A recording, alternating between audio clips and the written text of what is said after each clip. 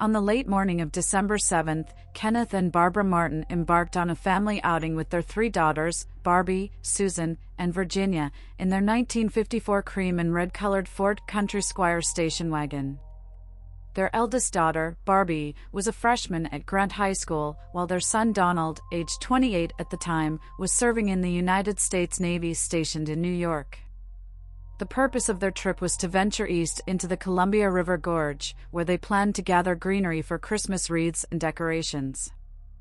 Details about their exact whereabouts throughout the day are scarce, but it is known that they stopped at a gas station in Cascade Locks, approximately 40 miles from their Portland home, around 4 p.m.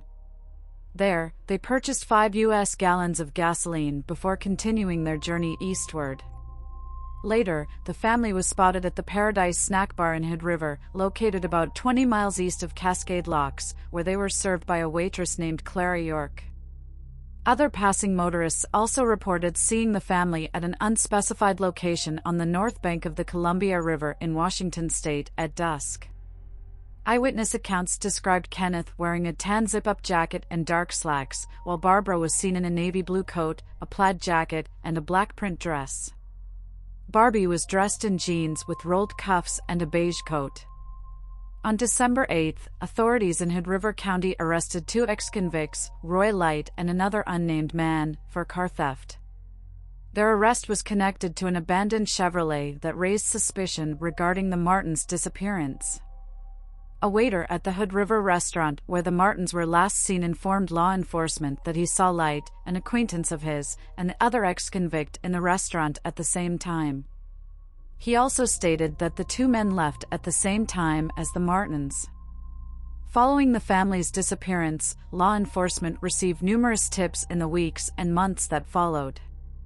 Over 200 letters and hundreds of phone calls were submitted, providing various leads. One tip came from an orchard owner east of Portland who claimed to have witnessed a man and woman gathering greenery in a canyon on December 7th.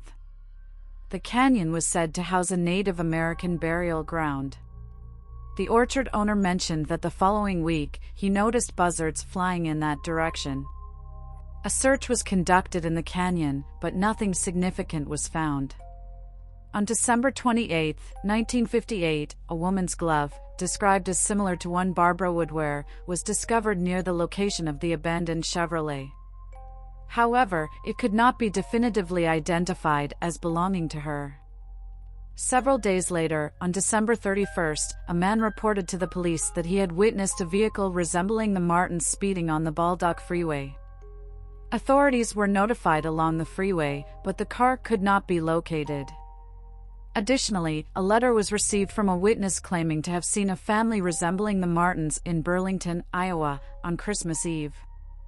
One of the last reported sightings of the Martins' vehicle occurred on January 7, 1959. A truck driver reported seeing a car matching their description parked in Billings, Montana, with Oregon license plates. In February 1959, investigators conducted searches in various locations, including the Greater Portland metropolitan region and Mount Hood. During this time, a volunteer searcher discovered tire tracks leading off a cliff near the Dalles, which appeared to match the tires on the Martins Ford. Paint chips found at the site were sent to the Federal Bureau of Investigation for analysis, confirming that the paint matched the make and model of the Martins' vehicle. Based on the possibility that the Martins' car may have gone off the cliff and into the river, the United States Army Corps of Engineers took action.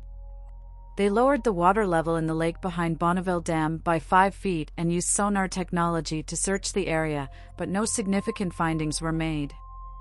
On May 1, 1959, a river drilling rig near the Dalles made a significant discovery when its anchor hooked onto something of substantial weight.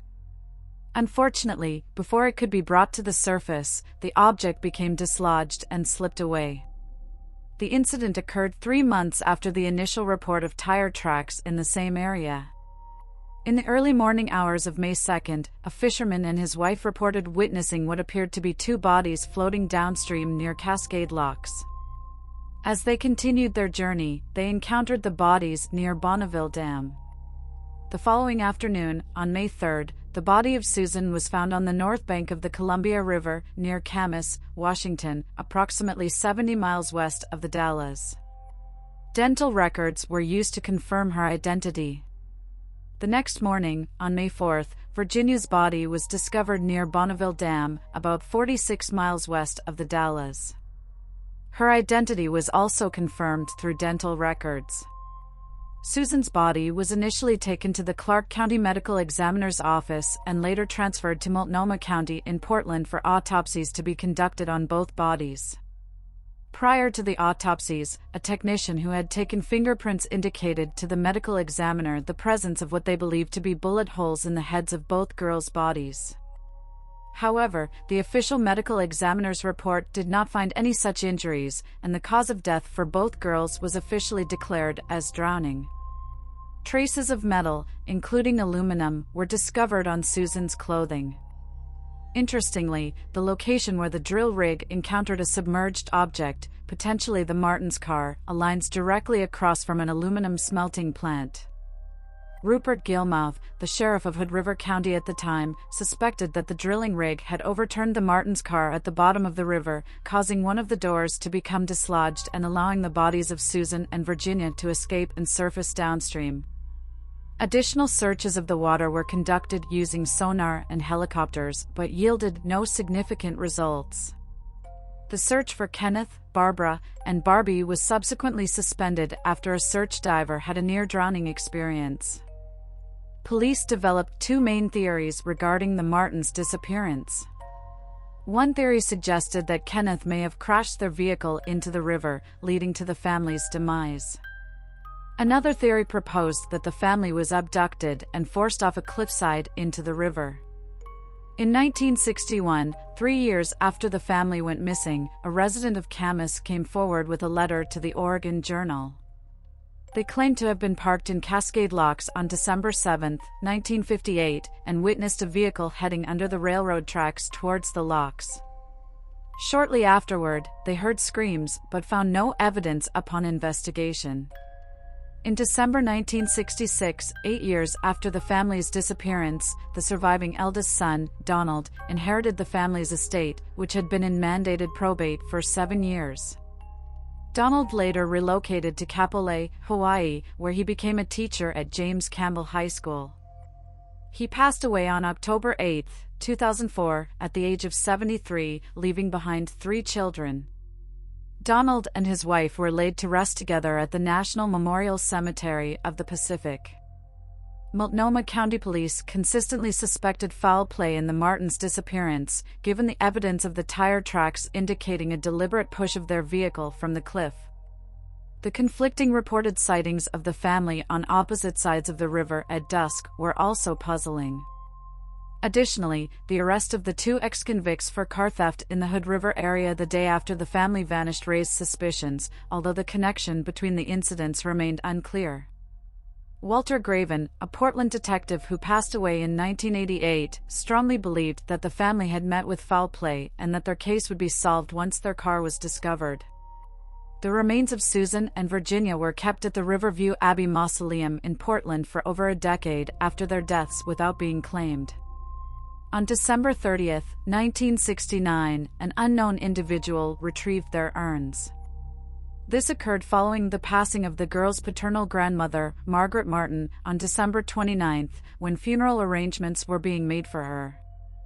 For much of the latter part of the 20th century, no further search efforts were made to locate the remaining 3 missing family members. However, in July 1999, journalist Margie Bull organized a dive search of the Columbia River near Cascade Locks in an attempt to find the Martins' car. The search utilized new technologies such as sonar, GPS, and LiDAR underwater acoustic technology but proved unsuccessful. As of 2023, the remains of Kenneth, Barbara, and Barbie remain undiscovered, and their vehicle has not been found.